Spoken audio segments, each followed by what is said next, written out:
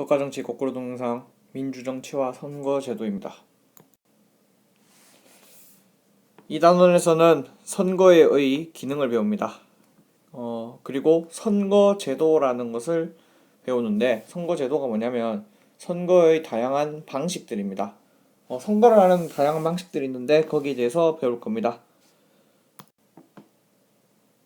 선거는 흔히 민주주의의 꽃 이런 식으로 얘기를 하곤 하는데, 왜 그러냐면 우리 지금 민주주의, 간접 민주주의를 하고 있잖아요. 그러면 반드시 대표자를 필요로 하는데, 그 대표자를 뽑는 방식이 바로 선거인 거죠. 선거 없이는 민주주의가 돌아갈 수가 없죠. 선거는 이제 국민이 주권을 행사하는 가장 기본적인 수단입니다. 우리의 대표자를 뽑는. 선거 원칙 4가지 중학교 때 많이 들어봤을 겁니다. 보통선거, 누구나 참여할 수 있는 선거죠. 평등선거, 누구나 한 표, 표의 가치가 같은 선거인 거죠.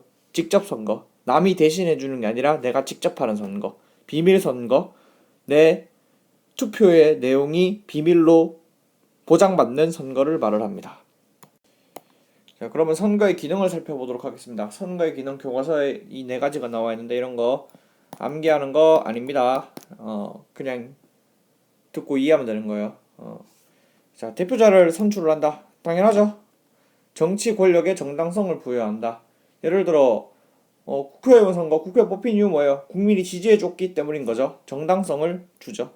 그리고 정치 권력을 통제한다. 뭔 소리냐? 선거는 항상 원래 기존에 정치를 하고 있던 사람들에 대한 심판의 성격을 가지고 있습니다. 예를 들어 이번에 새누리가 표가 적게 나온 이유, 새누리의 모습이 사람들이 실망을 많이 해서 그런 거죠. 이렇게 정치 권력을 통제하는 기능을 선거가 가지고 있습니다. 그리고 국민의 다양한 요구나 의사를 선거를 통해서 반영이 됩니다. 왜냐? 선거에서 후보자들이 서로 공약으로 서로 맞붙죠. 그 와중에서 이제 국민이 더 원하는 공약을 내세운 후보, 국민의 다양한 요구나 의사를 반영하는 그런 측면이 있는 거죠. 자, 지금 내용부터 이제 이 단원의 핵심 포인트입니다. 선거구제를 살펴볼 건데, 일단 선거구가 뭐냐? 대표자를 뽑으려고 지역을 나눈 것입니다. 우리나라 국회의원 300명이 있습니다. 그 300명을 뽑으려고 지역을 나누죠. 예를 들어 우리 지역 부산 강서구을인 거죠. 이렇게 그 지역을 나눈 걸 선거구라고 하는데, 이 선거구는 반드시 법으로 정해야 합니다. 요거를 선거구 법정주의라고 그러는데, 선거구를 반드시 법으로 정한다. 그래서 선거구 법정주의라고 그러는데, 이게 왜 필요한지 살펴보겠습니다. 자, 요 그림을 봅시다. 요 그림은 이제 지도를 단순하게 나타낸 그림이라고 보면 됩니다. 여기서 후보가 총 2명이 있습니다. 네모 후보가 있고 동그라미 후보가 있습니다. 이 지역은 네모 후보를 지지하는 지역인 거고, 요 지역도 네모 후보, 요 지역은 네모가 아니라 동그라미 후보를 지지하네요. 자, 이런 그림인데, 자, 그런데 A, B, C를 살펴보면 이 3가지의 그림의 모습이 사실은 같은 형태로 배치되어 있는 걸 알 수 있습니다. 그런데 여기서 지역구를 3개로 나눠서 각 지역구당 1명씩 후보가 당선된다고 치면, 어떻게 지역구를 나누는지에 따라서 누가 당선되는지가 달라집니다. 예를 들어 A 그림 굵은 선을 봅시다. 이렇게 긴 세로로 지역을 3개로 나눴죠. 그러면 여기서 1등 하는 거, 자, 첫 번째 여기서 네모가 1등 하죠. 여기서 네모가 1등 하죠. 여기서 네모가 1등 하죠. A 방식으로 지역구를 나누면 네모 후보가 3명이 당선됩니다. 네모당 후보가. 자, 그러면 B 지역을 봅시다. B 지역을 보면, 자, 요렇게 나눈 지역에서는 네모가 당선이 되네요. 그리고 가운데에서는 동그라미가 3개죠. 동그라미가 당선이 됩니다. 그리고 마지막 여기서는 네모 후보가 당선이 되죠. 네모 후보 둘, 동그라미 후보 한 명이 당선이 되네요. 마지막 C 그림을 봅시다. C 그림을 보면 자, 여기에서는 동그라미, 그리고 여기에서도 동그라미, 마지막 여기에서는 네모 후보가 당선되는 것을 알 수 있습니다. 자, 여기서는 그러면 동그라미 후보가 둘, C에서는, 그리고 네모 후보가 하나, 이렇게 당선이 되네요. 똑같은 그림인데도 지역구를 어떻게 나누느냐에 따라서 누구 후보가 당선되는지가 달라지죠. 그렇기 때문에 이 선거구를 항상 이용하려는 사람이 있습니다. 이 대표적인 사람이 옛날에 미국 선거에서 썼던 게리라는 사람인데, 이 사람이 공화당을 유리하게 만들려고 선거구를 완전 이상하게 짜버린 거예요. 이렇게 선거구를 이런 식으로 자기 마음대로 지도를 그렸습니다. 공화당을 지지하는 사람이 많이 사는 지역을 하나의 이렇게 지역구로 만들어 버린 거죠. 이런 식으로 지역구를 짰다고 요거를 게리 맨더링이라 그러는데, 이 살라멘더가 도마뱀이죠. 그래서 게리가 살라멘더처럼 지역구를 자기 마음대로 그렸다. 그래서 게리 맨더링이라는 용어를 씁니다. 이런 식으로 자기 당 유리하게 지역구를 마음대로 짜는 거를 방지하려고 선거구를 반드시 법으로 정하도록 한 거죠. 자, 그러면 선거구제를 본격적으로 살펴보겠습니다. 선거구제는 선거구를 어떻게 나누느냐에 따른 그런 구분 방법인데, 소선거구제는 선거구를 아주 작게 지역을 잘게 쪼개서 나누는 겁니다. 그리고 지역을 잘게 쪼갰기 때문에 한 선거구에서 한 명이 뽑힙니다. 요런 방식을 다수 대표제라 그래요. 소선거구제에서는 다수 대표제라는 선거 방식으로 선거를 하는 겁니다. 중대 선거구제는 2명 이상이 뽑히도록 선거구를 만드는 방식입니다. 그렇기 때문에 2명 이상이 한 선거구에서 나오기 때문에 소선거구제보다 훨씬 더 지역을 넓게 선거구를 정해야겠죠. 예를 들어 소선거구제에서는 강서구를 뭐 강서구 갑, 강서구 을 이런 식으로 나눴다면, 중대 선거구제에서는 그냥 강서구 이런 식으로 조금 더 크게 선거구를 디자인을 하는 겁니다. 2명 이상 뽑히는 방식을 소수 대표제라고 그럽니다. 그러면 각 방식에 대해서 살펴보겠습니다. 자, 소선거구제. 요거는 선거 방식으로 따지면 다수 대표제라고 부릅니다. 왜냐? 그냥 제일 많은 표를 얻은 사람이 대표가 되는 방식이라서 다수 대표제예요. 그리고 한 선거구에서 단 한 명의 대표자가 선출합니다.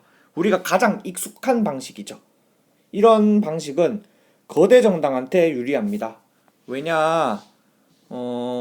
1등만이 다 표를 독식하고 2등부터는 의미가 없잖아요. 2등하면 떨어지는 거죠. 당연히 3등, 4등은 당연히 떨어지는 거고. 그렇기 때문에 힘이 있는 정당한테 아주 유리한 방식입니다. 자, 이런 방식의 장점. 선거구가 작기 때문에 선거 관리가 아주 쉽고 비용이 적게 듭니다. 그리고 자기 지역이랑 가장 밀접하기 때문에, 왜냐? 강서구 을 이렇게 선거구를 짜면 완전 이건 그냥 자기 동네잖아요. 그렇기 때문에 후보자 인물 파악이 아주 쉽습니다. 그리고 후보들이 몇 명 나오지 않습니다. 예를 들어 이번에 선거에서 강서구에서 단 3명 나왔습니다. 후보자 인물 파악이 쉬워요. 그리고 반면에 단점, 이 가장 큰 단점입니다. 사표가 엄청 많이 발생해요. 왜냐? 1등만이 의미가 있고 2등, 3등, 4등부터는 의미가 없죠. 사표는 뭐냐? 죽은 표입니다. 반영되지 않은 표. 예를 들어 이번에 강서구에서 김도읍 당선됐죠. 근데 김도읍 안 찍은 표는 뭐냐? 다 사표인 거죠. 그리고 단점은 선거구가 작고 후보가 몇 명 안 나오기 때문에 선거가 과열되기가 쉽습니다. 자, 네. 다수대표제, 소선거구제의 예입니다. 한 선거구에서 단 한 명이 당선이 된다. 김도읍만 당선되고 여기서 2등부터는 의미가 없다. 이 38.6%, 11.9% 표는 다 사표, 죽은 표다. 거대 정당한테 아주 유리한 방식인 거죠. 자, 조금 변형된 방식의 투표 방식도 있습니다. 절대다수 대표제라고 그러는데 이거는 프랑스 대통령 선거에서 하는 방식이에요. 이거는 왜 하느냐? 반드시 50% 이상의 표가 나오도록 만들어주기 위한 방식인데 투표를 했어요. 투표를 했는데 과반 득표자가 안 나왔으면 2차 투표를 합니다. 2차 투표는 그 첫 번째 투표에서 1등 한 사람, 2등 한 사람만 남겨놓고 다 떨어뜨리는 거예요. 그리고 1등, 2등만 다시 투표해서 이 중에서 이기는 사람이 당선이 되는 방식인 거죠. 실제 예를 보겠습니다. 자, 프랑스 선거인데, 자, 프랑스 대통령 선거에서 1차 투표에서 자, 아무도 50%를 넘지 못했습니다. 프랑스와 올랑드, 니콜라 사르코지, 마리 르펜 뭐 이런 사람들 나왔죠? 나왔는데 보면 50%를 넘은 후보가 아무도 없습니다. 근데 이 중에서 1등, 2등만 빼놓고 다 떨어뜨리는 거죠. 그리고 1등, 2등을 다시 2차 투표를 해서 경쟁을 시키는 겁니다. 그 결과 올랑드가 이겼죠. 이런 방식의 장점. 무조건 50% 이상의 후보가 나오기 때문에 당선된 사람은 과반수의 지지를 얻은 거잖아요. 그 사람의 훨씬 정당성이 생기는 방식인 거죠. 그리고 이런 방식이면 이제 굳이 뭐 후보들이 단일화를 하려 만에 요런 거를 의논할 필요가 없겠죠. 자, 그리고 다수대표제 말고 다른 방식 소수대표제를 살펴보도록 하겠습니다. 소수대표제는 중대선거구제에서 하는 방식인데 차이점이 뭐냐? 아까는 한 선거구에서 한 명만이 뽑혔죠. 근데 여기서는 2명 이상의 대표자를 선출을 합니다. 그렇다면 2등도 뽑힐 수 있다는 말이죠. 선거에서. 뭐 뿐만 아니라 뭐 훨씬 더 범위를 늘리면 3등, 4등도 뽑히게 할 수 있습니다. 요런 방식 당연히 아까보다는 소수 정당에 유리하겠죠. 장점, 사표가 줍니다. 2등 찍은 표도 의미가 있는 표가 되죠. 그렇기 때문에 요게 큰 장점이고, 사표가 준다는 말은 국민의 의견이 더 잘 반영이 된다는 소리입니다. 그리고 선거 과열 현상이 줄어듭니다. 나 2등에도 당선되는데 굳이 1등 하려고 애쓸 필요 없겠죠. 그리고 반면에 단점, 후보자 인물 파악이 힘듭니다. 이거는 왜냐면 이것 때문에 그런 거예요. 선거구가 커지니까 후보자도 많이 나오게 되고, 예를 들어 강서구 을, 강서구 뭐 갑 이런 데로 나눌 때보다 그냥 부산광역시 이런 식으로 하면 후보자가 훨씬 더 많이 나와야겠죠. 왜냐하면 부산에서 예를 들어 8명 뽑는다 치면 소선거구제로 하면 8명을 8개 지역구로 나눠서 8명의 의원을 뽑는데, 중대선거구제에서는 예를 들어 뭐 8명을 2개로 나눠서 뽑자. 그러면 한 선거구에서 4명의 당선자가 나오게 되고, 그러면 훨씬 더 후보자도 많이 나오게 되잖아요. 그렇기 때문에 엄청 사람들이 많이 들어가기 때문에 인물 파악이 힘듭니다. 그리고 선거 관리가 복잡해지는 측면이 있는 거죠. 자, 예를 들어 여기 우리나라가 선거 방식을 바꿔서 소수대표제 방식으로 한다고 치면 여기서 뭐 2등까지 뽑힌다 쳐봅시다. 김도읍도 당선되고 정진우도 당선이 되는 거죠. 그렇게 되면 사표는 단 11.9%밖에 안 생기는 거죠. 요런 방식입니다. 자, 비례대표제는 아까 살펴본 방식과는 조금 다른 방식인데, 왜냐하면 이거는 뭐 선거구를 나누어 가지고 뭐 거기서 1등을 한 사람 뽑자, 아니다 2등까지 한 사람도 뽑아주자 이런 방식이 아니라 득표율에 비례하여 당선자를 배분하는 방식입니다. 무슨 소리냐면 A당, B당, C당, D당 뭐 이렇게 있다 치면 A당이 40%, B당이 30%, C당이 20%, D당 20% 이런 식으로 선거 결과가 나왔다 치면 뭐 100석의 의석이 있는 나라라고 치면 100 곱하기 40%, 100 곱하기 30% 이런 식으로 하면 뭐 40석이라는 결과가 나오잖아요. 그럼 A당에 40석을 줘버리는 그런 방식인 겁니다. 소수 정당에게 가장 유리한 방식입니다. 왜냐? D당 비록 4위라도 10석을 가져가죠 여기서. 그리고 사표가 거의 없는 방식이죠. 예를 들어 이런 경우에는 사표가 지금 하나도 없습니다. 근데 나라에서 보통 봉쇄 조항이라는 걸 둡니다. 일정 퍼센테이지를 넘어야지만 의석을 주는 거죠. 우리나라는 3%거든요. 3% 넘는 정당에게만 비례대표제에서 의석을 배분합니다. 그렇다면 일단 3%를 넘으면 그 표는 사표가 안 되는 거죠. 그렇기 때문에 사표가 거의 없는 방식입니다. 단점. 자, 선생님이 얘기하는 건 머리 아플 겁니다. 선거 절차와 방법이 가장 복잡한 방식인 거죠. 이거는 뭐 이제 수학적 계산이 필요한 거기 때문에 바로 와닿지가 않습니다. 뭐 1등 했다고 뭐 그 사람이 당선되고 이런 방식이 아니기 때문에 가장 복잡한 방식입니다. 실제 우리나라 비례대표 어떤 식으로 이번에 국회의원 선거를 했는지 봅시다. 자, 새누리당, 더불어민주당, 국민의당, 정의당, 뭐 기독자유당 사실 더 많은 정당이 있습니다. 더 많은 정당들은 뭐 0.1% 이런 식으로 받았는데 자, 새누리당 33.5%를 받아서 이거를 47 곱하기 0.3350 해서 하면 거의 뭐 17점 얼마 나오거든요. 이런 식으로 해서 17석 가져간 거죠.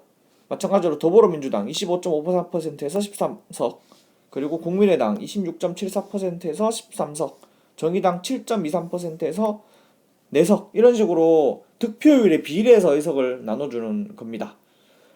기독자유당은 3%가 안 됐기 때문에 기독자유당은 0석인 거죠. 자, 그러면 실제로 누가 당선했냐? 새누리당 아까 17석을 가져갔습니다. 그러면 각 정당은 선거 전에 미리 비례대표자 명부를 제출을 하거든요. 우리는 비례대표 몇 석을 받게 되면 이런 사람들을 당선시킬 거예요 하면서 미리 공개를 합니다. 근데 새누리당은 선거 결과 17석을 얻었죠. 그러면 순서대로 1번 당선, 2번 당선 이런 식으로 가서 17번까지 당선이 되고 18번부터는 떨어지는 거죠. 이 사람들은 떨어진 거죠. 자, 이런 식으로 비례대표제는 결정이 납니다. 자, 이렇게